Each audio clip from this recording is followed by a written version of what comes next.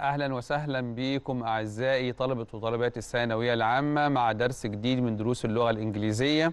والنهاردة إن شاء الله هنكمل مع يونت 5 Work Life Balance، إزاي إن احنا نعمل التوازن الصحيح ما بين حياتنا العملية Work Life and our personal life. اتكلمنا فيه مرة قبل كده عن الأجزاء بتاعة الليسننج في الحلقة اللي فاتت. الحلقة دي إن شاء الله هناخد الديفينيشنز مع بعض، ويلا نبدأ مع بعض على طول وندون ونكتب كل الملاحظات ونكتب كل الديفينيشنز والمينينج المهمة اللي مظبوطة. هنبدأ مع بعض على طول، هنشوفها دلوقتي على الشاشة بتاعتنا. هنبدأ بالديفينيشنز. أول حاجة عندي accounts. accounts معناها a record of the money that a company or person has received and spent، اللي هو سجل أو سجلات الحسابات. balance noun. balance توازن، معناها when two equal things are treated، لما يكون في حاجتين متساويتين are treated as though they are equally important. client العميل. client someone who pays a person or organization for a service or advice، شخص اللي هو بيروح لشخص تاني أو منظمة أو هيئة يدفع له علشان خاطر ياخد منه نصيحة أو ياخد منه خدمة. next word deadline. deadline اللي هو الموعد النهائي، a date or a time by or before قبله which you must finish something. اللي جاية freelance. freelance working independently for several different organizations، ذو عمل حر، يقوم بأداء عمل حر. freelance very important word in this unit, very important definition. lack noun. lack نقص أو عجز، مش ليك. lack not having enough of something. not having enough of something. limit. limit as a verb يحد من أو يقلل. to keep something less than a particular amount، يحدد أو يقل من حاجة. regular.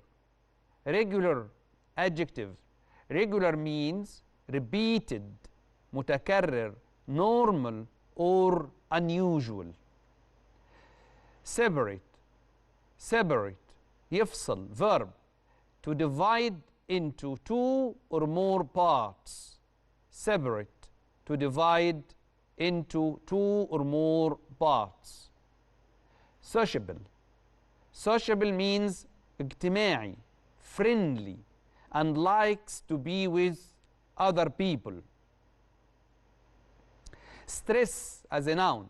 stress الضغط الزائد للعمل. stress a continuous feeling of worry، إحساس مستمر من القلق about work or your personal life that stops you from relaxing. a continuous feeling of worry about work or your personal life that stops you from relaxing، إحساس مستمر من القلق عن العمل أو الحياة الشخصية ما يخليكش إنك أنت قادر على إنك أنت تسترخي أو to relax. stressful is the adjective. stressful is the adjective ضاغط أو مؤرق. making you worried and unable to relax. making you worried and unable to relax. suffer from. لاحظ البروبوزيشن اللي مع سفر هنا حرف الجر suffer from على طول. suffer from يعاني من. to have an illness or health problem. take on phrasal verb. take on phrasal verb المينينج بتاعها يبدأ في تحمل مسؤولية. to start being responsible for. take time off. take time off يأخذ فترة أجازة من العمل. not go to work for a period of time. طبعا time دي ممكن نخليها take 2 days off or 3 days off or 2 weeks or a month. take some time off. task مهمة. a piece of work that someone has to do. task a piece of work that someone has to do مهمة أو job. work life balance.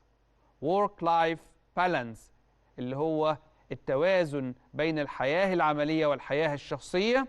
ده التايتل كمان بتاع اليونت النهاردة. the ability to give a sensible amount of time and effort. طبعا قدرة ان احنا ندي وقت معقول او مناسب للwork and to your life outside work، او انك انت تقدر توازن ما بين حياتك العملية وحياتك الشخصية. This is very important and the other one is also very important and we need to make the balance between them.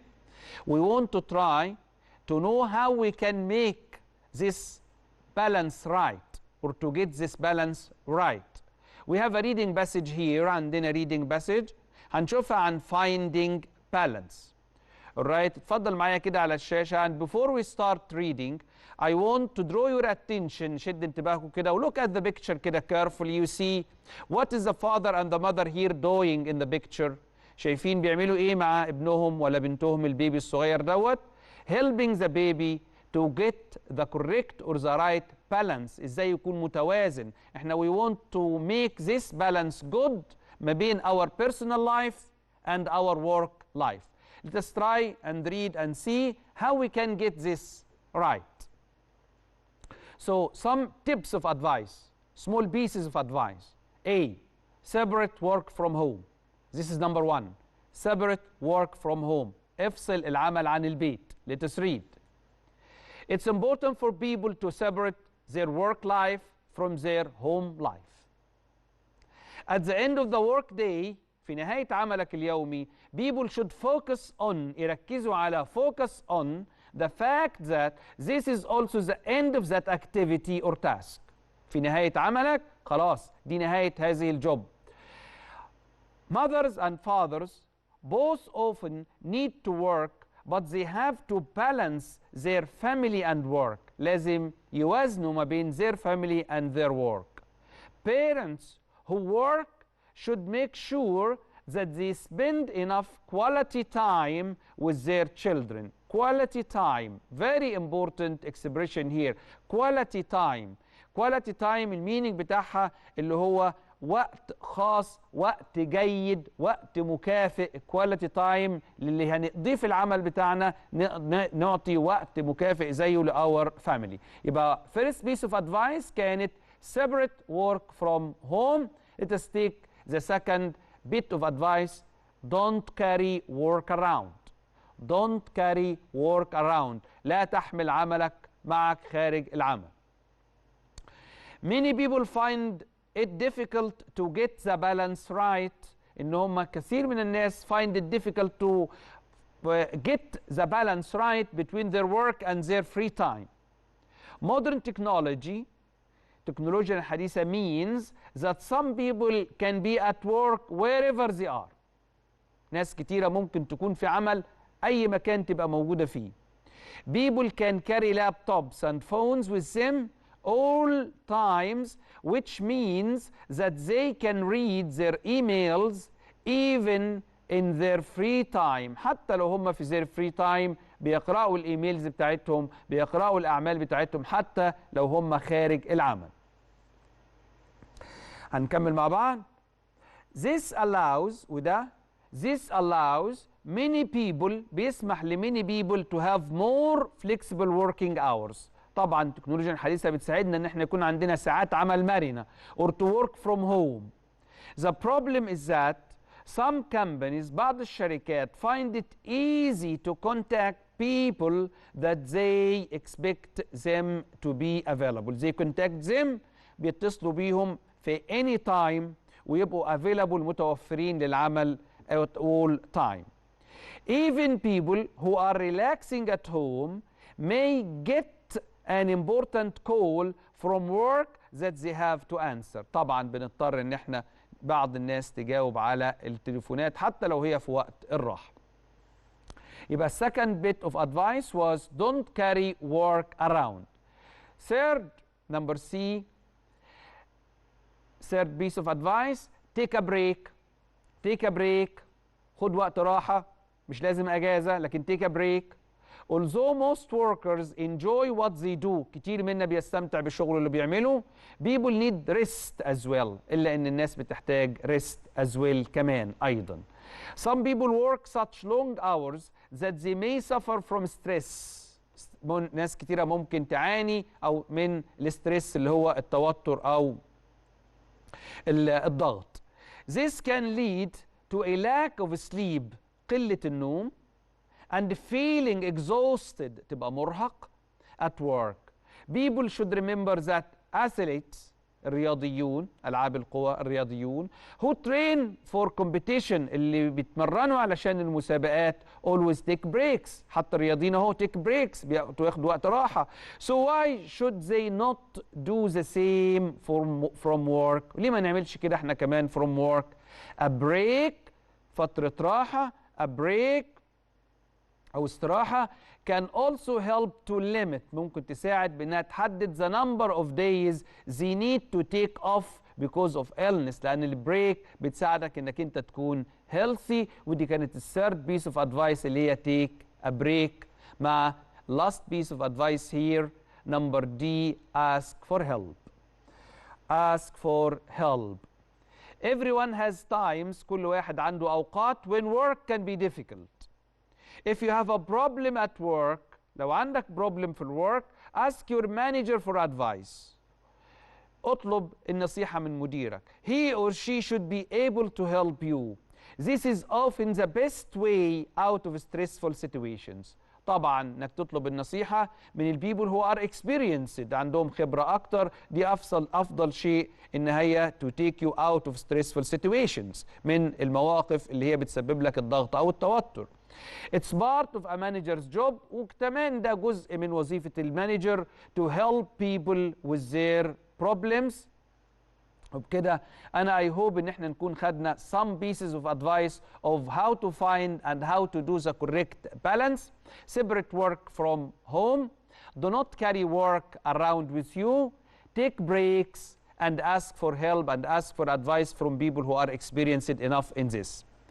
Now, as we have finished here our reading, we can now go to answer some questions regarding based on the reading passage. Which of the words in bold from the article means the following? When two equal things are treated as though they are equally important، لما يكون two things are treated equally important، متساويين في الوزن أو في القيمة، بنقول إن ده اسمه balance. balance. Number B، have an illness or health problem. لما يكون عندنا illness، مرض أو health problem، this means suffer from. Thank you. Number C، making you worried and unable to relax. Something making you worried and unable to relax، يبقى something ده نوصفه بأن هو stressful. Thank you. stressful. Number D، not go to work for a period of time. not go to work for a period of time. D means take days off or take time off. take days off or take time off. Number E، keep something less than a particular amount. keep something أقل من كمية معينة، ودي means to limit يعني يحدد. when you do not have enough of something، this means lack of something. lack، عجز أو نقص. more exercise now about words. All right. Number 1, it's written number 32 here. A successful person their time well. A successful person tells, receives, manages, allows their time well. A successful person choose, thank you, number C, manages their time well. manages يدير وقته كويس. طبعا الاشخاص الناجحين هي to manage their time well. طبعا سمة الاطفال، سمة الاشخاص الناجحين دايما how to manage their time. 33. A wise housewife. The money they earn and how much they spend balances, limits, lacks, feels. طبعا الوايز هاوس وايف ست البيت العاقله balances number A balances بتوازن الماني they earn و how much they spend. Next 34 here. I pay visits to my grandparents. I visit them once a week. I pay available, physical, regular, sociable visits. طبعا علشان every week بداية regular visits. regular visits زيارات منتظمة. Next. My study timetable is very I change it whenever it is necessary. يبقى الجدول بتاع المذاكرة بتاعي is very flexible ولا particular ولا several ولا continuous. I can change it whenever it is necessary. The meaning is flexible, مرن. flexible, مرن. Number 36. My father works for an international. It has branches in many countries. My father بيعمل عند international دولي ليها فروع branches in many countries. Freelance, organization, deadline, nationality. My father works for an international organization. Number B, مؤسسة دولية. 37. It's better to let children things for themselves to learn from them.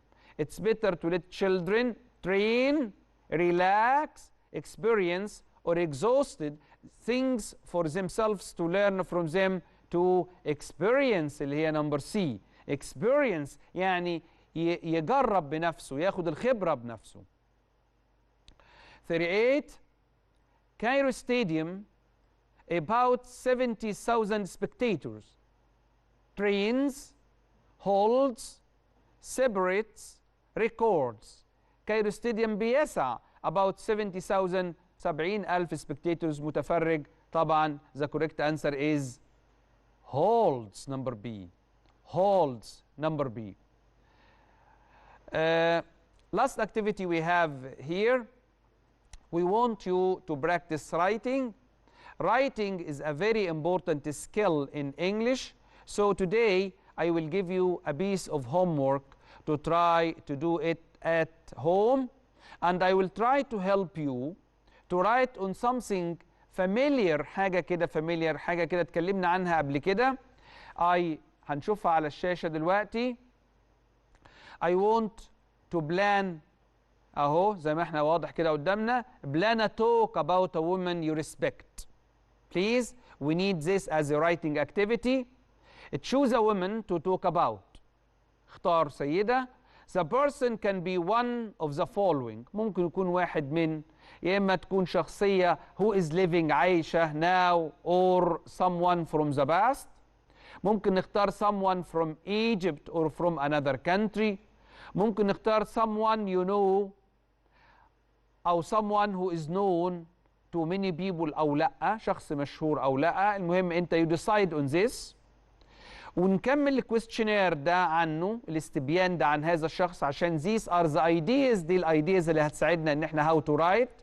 نقول النيم، الناشوناليتي، الجنسيه بتاعته ولا بتاعتها ايه هي، هنكتب عن سيده ان شاء الله ايه هي her nationality. now or in the past، هل هذه السيده عايشه ولا something part of the past. هل هي well known or unknown to most people، معروفة ولا غير معروفة للناس. هنجاوب على الأسئلة دي علشان هنكتب عنها. occupation، الوظيفة أو المكانة أو السيتويشن بتاعتها. البيرسونز جود كواليتيز، ايه الكواليتيز الكويسه اللي كانت عند البيرسوناليتي دي، عند الشخصيه دي، عشان كده انت يو تشوز اخترتها.